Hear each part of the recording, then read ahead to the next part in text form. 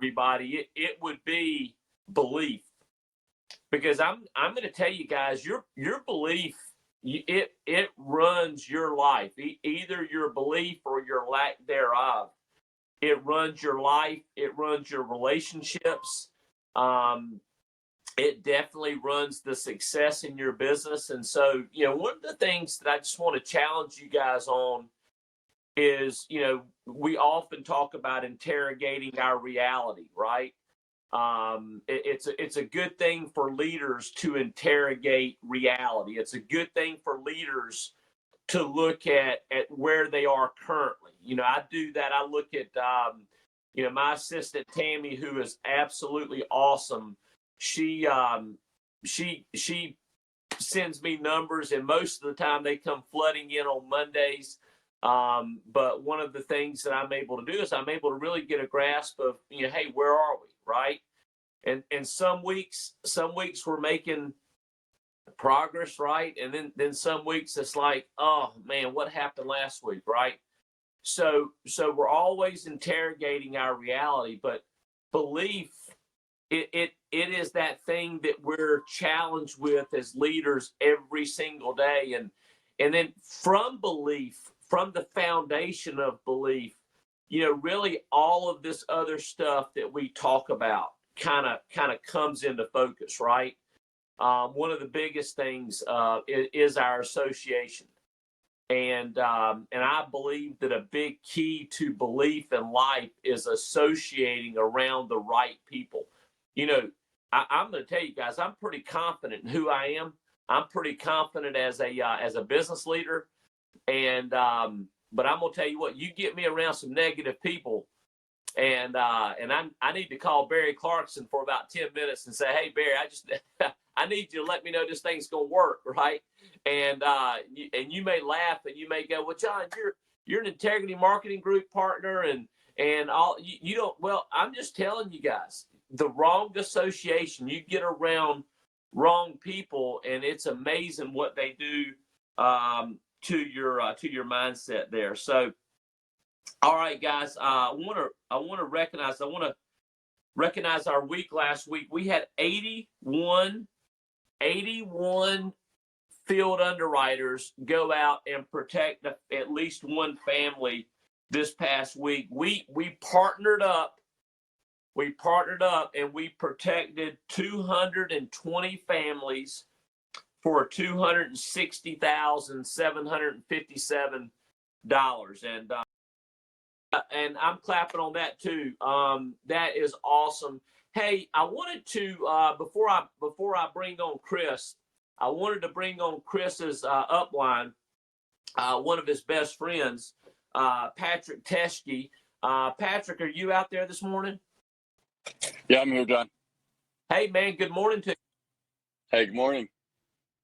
So, Patrick, man, how did you meet Chris? How did you guys become such good friends? And then ultimately, how did you introduce this business opportunity to him? So Chris and I had met through the Marine Corps. I was in the Marine Corps for a long time, and I moved to a new unit after my second deployment overseas. And Chris and I went on my third and his second deployment overseas together. We were in the Middle East, and we were basically bunk buddies, and we got real close overseas. And on the training, you get real close with those guys. And then moving forward, when we got into the opportunity, after a couple of years after he got out, he went out and went to school and got his finance degree, and he had gotten an internship with Mass Mutual and was selling Mass Mutual life insurance for maybe 6 months, and got out of it. And then he was thinking about getting into the some other area of the financial industry. And when I got into the industry, I told him, hey man, I already know how to sell life insurance. Why don't you come try this? He saw the type of money I was making myself, and he definitely considered it. And then it took him a little bit of convincing to get him into it. But now, as you can clearly see, his first week that he's been out in the field, he's been doing pretty incredible. So I've always had faith in him, and he's turned out to be 1,000 times better than I could have ever asked for. So. Coming from Mass Mutual, and you came from a different IMO out there. We won't Yes, sir. mention their names, but for both of you guys, I think the Equus lead system was a game changer for y'all. Any comments about the lead system? So that was actually the selling point for Chris himself, coming from Mass Mutual, which is one of those companies that says, "Hey, give me a list of 300 of your friends and family." He was a little bit skeptical about staying in the insurance field, and then with the other IMO I was at, he saw that, we would have to have 8 to 10 hour dial days because of the lack of lead system. And then when he saw me switch Patrick. yeah. Hey, can you start over? You cut out, and we didn't get anything up until you said 8 to 10 hours. Okay. The lead system was the selling point for Chris. That was what kind of finally convinced him to give it a shot, because he saw how little time, how much money I could make in how little time with Equus lead system, because of the leads, because of how good they are, because of how solid they are, and how little they actually cost per lead. And that was what kind of convinced him. And it's the lead system coming from another IMO, and especially for him coming from Mass Mutual, that you have to sell your friends and family and stuff like that. That was his selling point, and that's the main reason. I mean, Chris has gotten less than 20 leads in total from the start of his first day here. He hasn't received more than 20 standing lead order leads yet, and he's doing that kind of number. So just do the math. When he saw the leads and what's possible with them having a fairly relatively short dial day and what you can turn it into, that was what made him kind of come on board. Cool. And Patrick, I tell you what, dude, I love what you're doing. And I'm going to kind of ask you in front of Cornerstone Nation, but over the next couple of weeks, will you come on and be a guest for us and kind of walk us through, what you're doing in your personal, not only your personal sales, but also building a pretty good business? I would love to. I would be honored to, John. Yeah, that would be great. Perfect, man. And I don't know if we've got Chris. I know Chris was had an errand to run this morning. Chris, do we have you on this morning? Hey, John. Chris? Hey, so I'm driving right now back home from the vet, but I can Hey, Chris. I can talk. I just can't be on the video right now. But Hey, no, that's fine, man. When you get home, you can pop on the video so everybody can just see to, it. But to knock this out. I hope my dog doesn't interrupt. She's kind of needy, so she might start barking. But yeah, she's a chocolate lab. She's 2 years old now. What kind of dog do you have? 2 years old, and she's having some ear issues, and how did but the that vet happens with visit go? labs, so she's fine though.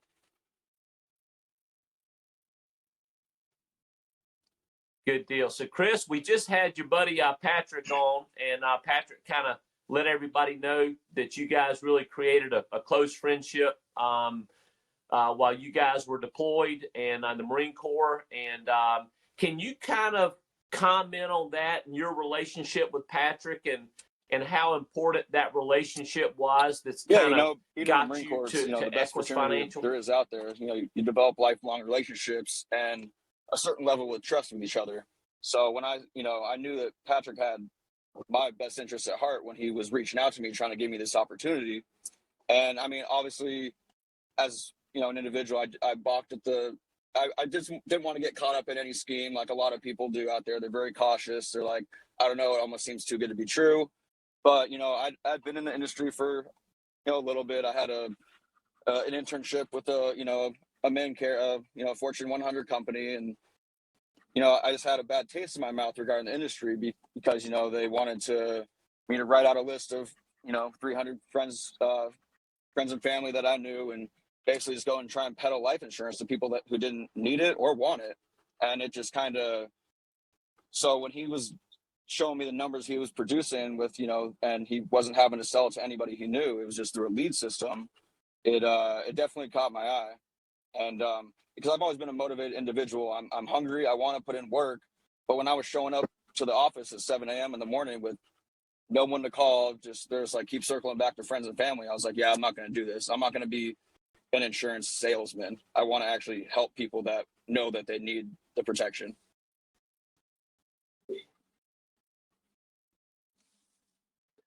So let's dive in right there. So Patrick said that you've gotten a couple of batches of leads, and so you when you started, I mean, you got on an A lead standing lead order. And can you kind of walk us through your first couple of weeks with working leads? I mean, leads aren't perfect. I mean, not everybody you called, I'm sure, have told you they were waiting by the phone with their checkbook open. So can you kind of talk a little bit about your attitude and how you've engaged, kind of a big picture, how you engaged, how you made your dials, what were the good, what was the bad, what was the ugly, and then ultimately the sales that I think.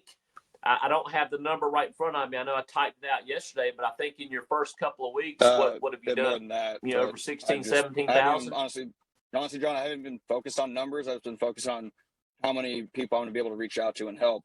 I mean, I know the numbers are going to add up eventually, so it's not even worth getting caught up on the numbers game at that point. The money will come, but it's about reaching out to the different families that need help. Now, to answer your question as far as the lead system goes and how I go about with my dials, I mean, I don't get discouraged if someone tells me to, they're not interested. I don't need this anymore. I do try and keep them on the phone and try and explain, not super long, but just enough to get their attention to that it's not just car insurance. It's not just taking your money and chucking it in a lake, and if nothing happens then your money's gone. Like I can explain a little bit to different that there's universal policies and something where they can actually build cash value, just kind of show them that there can be a tax-free and investment aspect to it, and usually that will actually catch their eye too. Like the other day I sold to a woman. She told me no on the phone, and then I managed to keep her on. She's a salesperson for Yelp, and she managed to I managed to get an appointment with her, and she was like, you know what, you're actually a really great salesman. You handled objection well. I brought you up at a meeting today with my new team and just kind of talked about our phone call that we had, and she ended up getting a policy, and the premium on it was like $3,700. So initially she said no, and I was just able to talk to her as a normal human being, not even as a salesperson, just kind of breaking it down for her in terms that she would understand, which made sense to her, to the point where she said, why would I not do this? Yep. Love that. Why would I not do this? Do you think that, I typed a message out this morning, and I actually, when I started the call today, I actually talked about the importance of belief. And one of the things that Kim and I have loved about getting to know you and Patrick is both of you guys you guys just have massive belief. Hey, there you are, Chris. I got you now. But I love the belief. I love the confidence that you guys walk with, and that's kind of your physical makeup. And what's your chocolate's name? Callie. Who? Yeah. Hey, Callie. Hey, so the belief. So when you're on the phone and you're talking to that lady and you get her to the point of her saying, "Why would I not do this?" I mean, you obviously have belief in what life insurance does. Was that belief taught to you at Arizona State University? Was that belief taught to you in your internship? Honestly, how do you think you really developed that belief? Being a broker through Equus has helped with it, because it allows me to shop around for multiple products, and the client can see that I'm actually trying to help them, that I have their best interest in heart. I'm not just working for some major company trying to push their products that might not be suiting for them. So when I can lay out 3 different products for them, show them 3 different prices, they automatically think, okay, he's actually trying to help me out. He's not just trying to make a quick buck off me. I mean, right. right. It's I really enjoy what I'm doing right now because it brings value to, I mean, they can see the value in it. So, Yeah. So, hey, I want to talk about this, Chris. I want to your desire for advanced markets, and I've talked to you a lot about some of our advanced market specialists like Brett Grossman, and what he's doing with Index Universal Life, and really, I think one of the greatest crusades in the insurance world that is largely still a sleeping yes. giant is tax-free retirement for the younger Yeah, professionals. if I get Can you someone in speak to their, your passion a towards couple of that? policies I've written so far have been people in their mid 20s, and usually people in their mid 20s don't think about life insurance unless they have, seven kids at that point. Then they're like, okay, I should probably get something.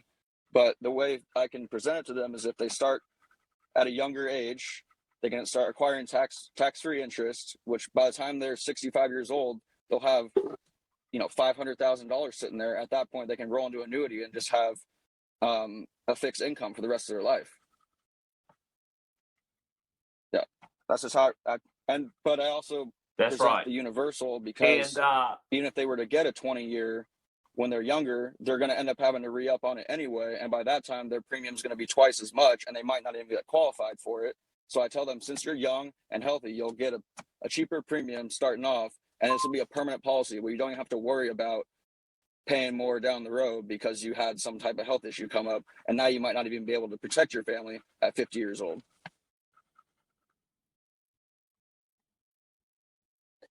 Chris, and you remind me, one of the things that I think I did in the field that was really good is, especially when I was talking to younger people and really even people into their 50s and 60s, Yeah, I always loved selling cash value. Okay. And I always loved showing them a product that had the protection, the necessary protection they needed, but exactly. was not something that was just an expense to them.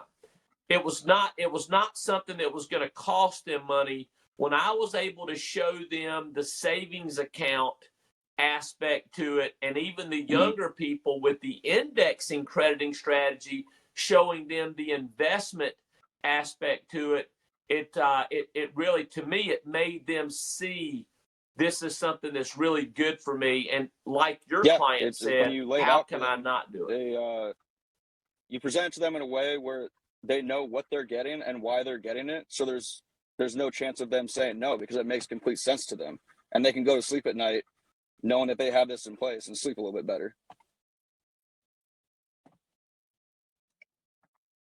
Absolutely. Yeah, the Yes. combination of the need of protection, okay, they just refinanced a house or they just bought a house, and when you're able to get their emotion of their need of protection for their beneficiary, no matter if their beneficiary is a Yep. spouse, kids, grandkids, it doesn't matter, as long as there's an emotional attachment there. And so I think when Yeah. people just show protection at a cost, that there's a like, well, should I think about this? But when I show the protection without the cost and something that allows them to accumulate money and cash value, Yeah. along with permanent protection, because when I structure a universal life, I'm structuring that to stay Exactly. in place for the rest of their life. They're not going to outlive it. And so it takes it from one good thing to like three good things. So hey, Chris, I wanted to ask you. People have asked me since I made that post yesterday. Hey, with all the craze of virtual, everybody's talking about the way they're flipping a Yeah. hamburger, right? And listen, I love virtual sales. Okay, I love it. I love it from a recruiting standpoint. Um, but Chris, in your first couple of weeks, did you try to dive into virtual, or did you take advantage of the leads and having I've done local strictly leads and face-to-face to go out and meetings do what you've because done? it develops more of a personal relationship. So you're not just some salesperson over the computer not wanting to leave your house. You actually show the initiative that you're going there to help them and it's harder for them to come up with their objections if you're in person, because you can answer them on the spot, and if they hear something they don't like, they can't just close the computer. Like, yeah, they can kick me out of their house, but I'll be able to, address that when that time comes. But that makes sense. Yeah. And the thing about it, we spoke, and I think you told me you have nothing against virtual, and maybe that's something that you'll dive into. But right now, you felt like it was. I loved your answer, because you said, I feel like this is something that if I have the ability to do face to face, it's something that I should learn face to face first. Yeah, eventually I will dive into doing virtual if I'm short on time and stuff like that. But I feel when you're starting out, it's important to have in-home meetings so you can see how they're run. You see how, like, how their objections go, and you just get a feel on how to actually run a meeting, because you're not going to be perfect at it your first 2 weeks doing it. Like, you're gonna make mistakes. So, but just I learn better by doing on the job stuff, and in person is just like the most on the job training you can get.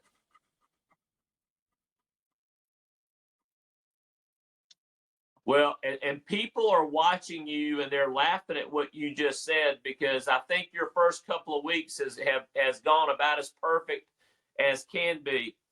But out of the applications that you've written, Chris, can you think in your mind? I know you said you're not really paying attention to those numbers, but No. About how many you don't sell everybody, right? So do you remember about how many sits you've had in your first couple of weeks to do what you've done? I mean, like 20 leads, 20, yeah, some like 12 or 13 sits. So I don't sell everybody. I mean, some people they have objections. They need to think about it. A big thing that I found after doing my first couple appointments is when I'm on the phone, I make sure that their loved ones are going to be there with them. I say, if I know they're married, I say, okay, are you and Susan going to be home at this? Is Susan going to be home as well for this meeting? Because family members and loved ones like to make financial decisions together. So I want you guys to be there so I can present this to both you guys. So it handles that objection before they even come up with it. Oh, my wife's not home. I need to talk to my wife about this. See how she feels. So if I get them there at the house at the same time, it takes that objection away, where they don't have to go think about it or go talk to their wife about it. Yeah. Right. And so the majority of the leads that you've got mainly are IVR leads, a couple correct? of the handwritten ones, but yeah, mainly IVR. Okay. John, can I butt in? Yeah. Hey, Patrick. There was just one thing on that topic I wanted to add. Chris is hands down the best agent I've ever hired. And there's one main reason, and it's because every appointment that we were talking about, the sits that doesn't sell, he goes in 2 hours after that appointment researching what he could have done better. What product could I have written that would have been a better fit for this client, that maybe would have been more enticing, anything like that. He spends the time after, knowing he's new, knowing he doesn't know the product, to learn what he could have done, whether it be some sales psychology, a better product placement, something along those lines. He takes his time to do that. That's what's been a game changer for Chris. It takes a blessing for me, because he spent hours. But yeah, he's a student of the business. 100%, absolutely the best student of the business I've ever seen. Hey, Patrick, you hang on there. I know I've got you, but I want to pull you in just a second. But yep. Chris, based on your IVR leads, can you kind of walk us through your general phone script when you call one up to set an appointment? Hey, John, this is Chris Roman calling back regarding your mortgage. I make sure to mention their mortgage with whatever company they use for their mortgage. I mention that in the script, so they know I'm not just some telemarketer. Because right when I say your mortgage with Bank of America, they're like, oh, okay, this is a legit call. I have a mortgage through Bank of America. This is legit. So I say, it's Chris Roman calling you regarding your mortgage or with Bank of America for your inquiry for mortgage protection that you called in about. And they're like, oh, yeah, I remember that. Or they're like, oh, what's this about? And then I say, I'm the field underwriter they assigned to your case. I just need to verify your information. I make sure that their address is correct.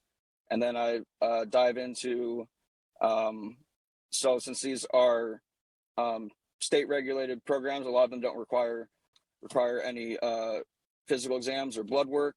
However, they do require me to just drop by, give you the information, make sure you are who you say you are, that you're not, that someone else isn't trying to take out a policy in your name, that you're not on a ventilator trying to take a policy out last minute, and that you're not 900 pounds stuck in a hospital bed.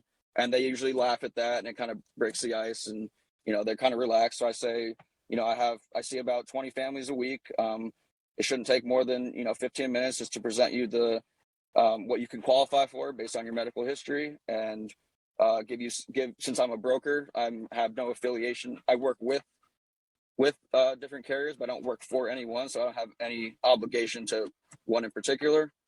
And then I can give you with your or leave you with your options, and we can go from there.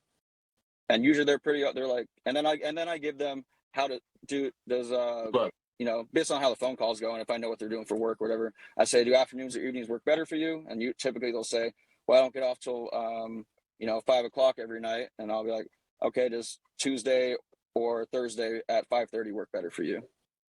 So I leave them with two options instead of saying, does Thursday at 4 o'clock work? Because then at that point, the only options that they can choose are yes or no. If you leave them with two options, the psychology behind that is they can choose Tuesday or Thursday. Yeah. Right.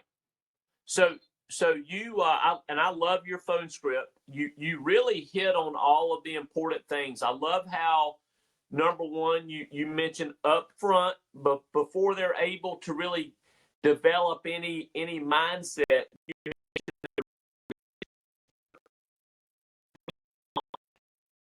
really it really puts credibility on who you are. Exactly. Because they know you're not just a telemarketer calling or just a whatever. And then I love also how you let them know the reason you have to see them. So they're not thinking in their mind's eye, this guy's just trying to come sell me. You let them know, hey, I just need to make sure these are state regulated plans, don't require paramed, blood or urine, but I just need to make sure it's not somebody else trying to take a policy out in your name. Need to make sure you're not hooked up to a ventilator. Need to make sure you're not 900 pounds. And I could see where that breaks the ice a little bit and makes them laugh. But I love that. Did you learn that from Patrick, to make it sound more like me? I mean, you can get a generic script and alter it to make it sound, genuine. That you're not just when I've been called from people and they just are reading off of a script, it just makes me want to hang up the phone right away because they're not being a human being. They're just being a robot trying to, exactly on to the next one. They don't care if I say yes or no. They're just going to say on to the next one. Right. So when you do get objections, again, your belief level about who you are and what you represent to them, you're not justifying their objection because they didn't know what they were filling out. Okay. I'm sure you've gotten that. Why? I called in just wanting to talk to somebody. So how do you handle those and really dive in to make them focus on the importance of what they actually responded to? They just took out a new mortgage. Obviously, they were interested in how to protect it. Obviously, something deep down inside them thinks they need to protect themselves and their family. And I wish I had like a straightforward answer, but it just depends on the call. Like for me, I just feel out situations. I don't like being a robot. I just talk to someone like they're a buddy at a bar, just hanging out, and they can see the value in that. They know that I'm not just a salesman, that I can actually help them out. Yep. Okay. Yep. So now I'm going to bring your buddy Patrick on, and I want you both to stay unmuted. Now, one of the things that I love about y'all and your friendship is y'all both have a heart to really create something here in building your agency, but really creating something where you guys can offer to people coming out of the Marine Corps. or, are at that service. And, I heard Patrick say the other day, and I love this, but Patrick said, when people leave the Marine Corps, they lose their identity, they lose their friends, and I never thought about it like that. So can you guys maybe take the last 10, 15 minutes of this call and maybe talk about your passion for really creating something here that allows people coming out of our armed services to be able to jump into something like this and create an identity that really that identity comes from the incredible foundation they've created in the Marine Corps, right? And so you're able to help them create that new identity, but you're also able to get them in a network of friends like you guys, and creating that new fraternity feel. Because really, when you create your local team like you guys have down in the Tampa, Sarasota area, you guys are creating that network of friends. And whether you go hang out at a bar, whether you go do a meeting training, you've got those connections, and that's strength to me. Patrick? So can you guys talk a little bit about that? Yeah. The biggest thing is, it's a very fulfilling thing to be in the military. And what that leads to when you get out is difficulty finding anything that's going to fill that void of feeling a part of something important, feeling like you're helping people out, feeling like people care about you, stuff like that. It's extremely difficult in this world. What I realized when I got out in the private sector, there isn't many things that make you really feel anything even remotely close to what you do when you're in the military. And for me, I realized that right away because I started an organization to help veterans network with each other and stuff like that to help with veteran suicide rate. And I wanted to play my part. So I started doing research. I started looking into myself, and I realized that was the very first thing. Like, okay, now I don't feel like I'm a part of anything. And then when I think of any job that I would want to do in the private sector, it just doesn't seem like something that would even be fulfilling. Like it's tough to line up to being a United States Marine. So that was the biggest thing with the Cornerstone Group and being an agent is now not only are you helping your clients, like you were saying, you have the ability to build a team. And like, for example, me as a manager, I have an opportunity to give one of my best friends an opportunity to make $16,000 in 10 days. So that's a big selling point with the company. It's just being able to have that opportunity to offer that to people. And it's very important just for the human mind to feel like it's part of something and feel like you have a community. I'll top off on that. So. I mean, like people that go in the military, they're looking for something, they're looking for guidance, and then they become part of something better than themselves. So they start developing a growth mindset. They want to, whether it's the gym, they want to get out what they put in. So when they get out of the service, they're lost initially because they want to find something that's gonna, like Pat said, fill that void, find some direction in life. And a lot of them get caught up in just sitting on the couch and not, or they sell themselves short by taking a $35,000 a year job because that's what they think they're supposed to do. Now that they're out of the military, they just settle for something. So it's almost like demoralizing to them because they've tried so hard to be as much as they can be, like greater than themselves, and then they settle for $40,000 a year when they know there's people out there making 10 times that. So this gives people the opportunity that it takes a special individual to do this job. I'm not a firm believer that everybody can do this job. You need to have the right mindset. But for someone that does have the right mindset, an entrepreneur mindset, they want to get out what they put in. There's no better industry for individuals like that. And I think a lot of my veteran friends are seeing that. I have a lot of them reaching out to me now. They're like, dude, what are you doing and how can I do it? And I'm like, I'm doing this. You'll be in good hands under me and Patrick. I know Patrick knows what he's doing. I like to, I'm still newer, but I feel like I can, pick up things pretty quickly. So it would, it's just a great opportunity for veterans, especially that are searching for something that's not just settling.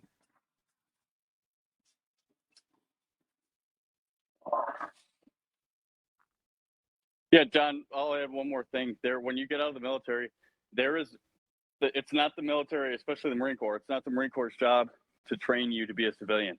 They train you to be in the military, and there's no one there to teach you what to do when you get out. All you know when you get out is what people most typically do. And with the type of guy that becomes a Marine, typically turn into police officers, firefighters, and they stay in that field. And that's just kind of what everyone does because they don't know what else to do. So especially being an executive manager now, it gives me the opportunity to show people there is another way. And I've lived it. Me and Chris and I have been on the hardest side of the Marine Corps. And a lot of guys, when they look at a job like what we do now, they don't think anything of it because it's so far on the opposite end of the spectrum of being a Marine. So they kind of write it off. Like, I don't want to wear a suit or, dress up nice for work and stuff like that. I want to stay in that field. But again, being in a powerful position with a big platform, it starts to give you the opportunity to show people there is another way, which is great. So that's all I got.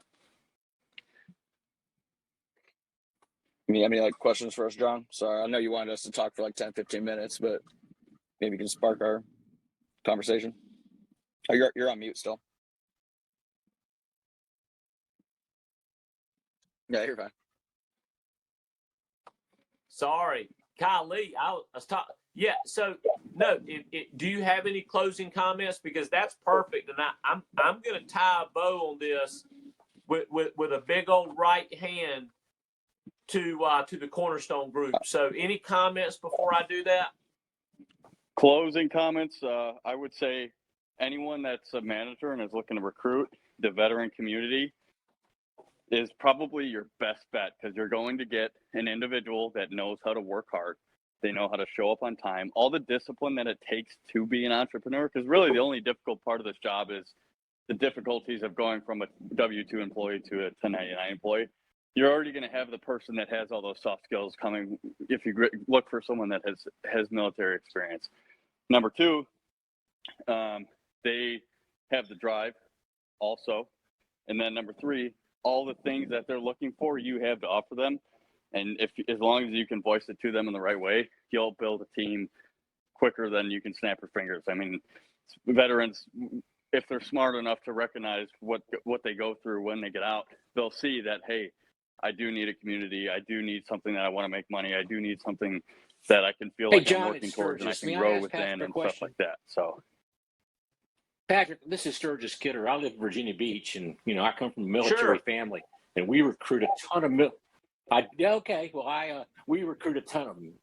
I used to live there. Oh, okay. Well, we recruit a lot of military into the volunteer rescue squads also because they want something to do. Would it benefit us to attend the job fairs that they have? TRS, do TRS with military. Yep.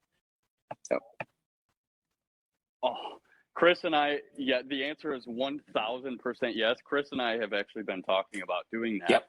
Yep. Going to the TRS events and running, because the thing is, like I said, the biggest issue knows about that.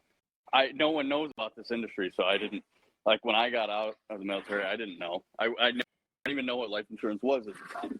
Had I had someone come and talk to me about the opportunity, I would have saved myself a lot of time, So going and getting just the education out there of what their options are. Okay. And well, how thank you so easy much. it And is thank you both to get for your into service. Yeah, 100%. Appreciate it. Yeah, I think that would be a great, because a lot of Marines or military in general, some of them, you have the GI Bill, but some of them don't want to go to school. Some of them are just like, I'm not a school person, this and that. So instead of spending 4 years earning a degree, you could spend 4 weeks getting a license, get licensed in this industry, and start making a killing right away if you have the desire to do so.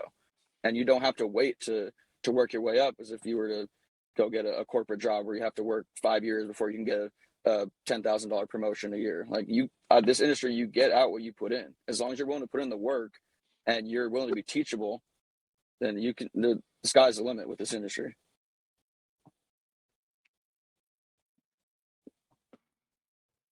Love that, Chris, Patrick, and Sturgis. Great question there. And so here's the way I'll close it up. Okay, and this is kind of like the big right hand for our organization. this whole secret to me, whether you're talking about building your agency or sales, mortgage protection sales, index universal life sales, annuity sales, the whole secret boils down to what you just heard. Because when people try to build their agency and they're only focused on what's in it for them and their growth, they never really do anything. Okay, they never really create anything. But when you start focusing on what it does for other people, in other words, when you start sharing the opportunity because of what it does for the person you're sharing the opportunity for, and you're not even thinking about yourself, you're thinking about them. It's like Patrick said, these people need to belong to something. You know, why is it that you get so many middle-aged men playing in a softball team? Is it because their purpose in life is to play softball at 45 years old? No.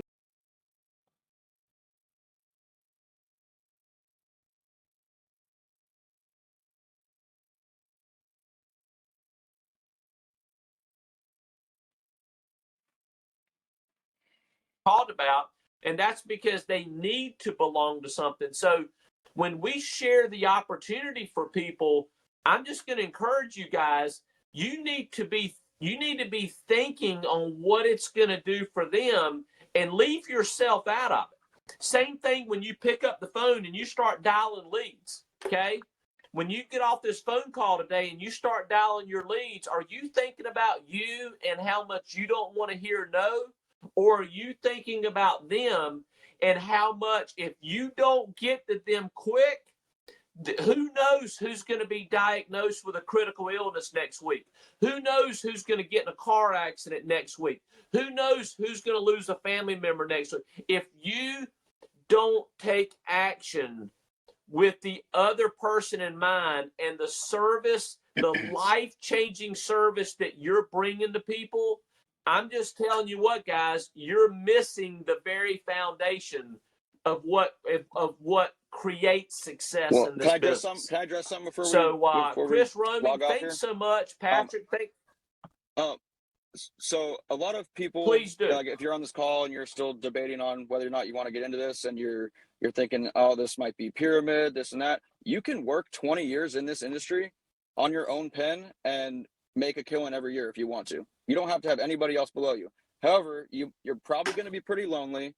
And when you start being successful, you're going to want to share that success with other people. You're going to want to bring other people up with you. That's why people start building their business. They don't need to build it to make money. You can make money by yourself, but by doing this, you're able to share what you're doing, help more families in the process, and develop that camaraderie that me and Pat were talking about with the military. You develop that with your team as well.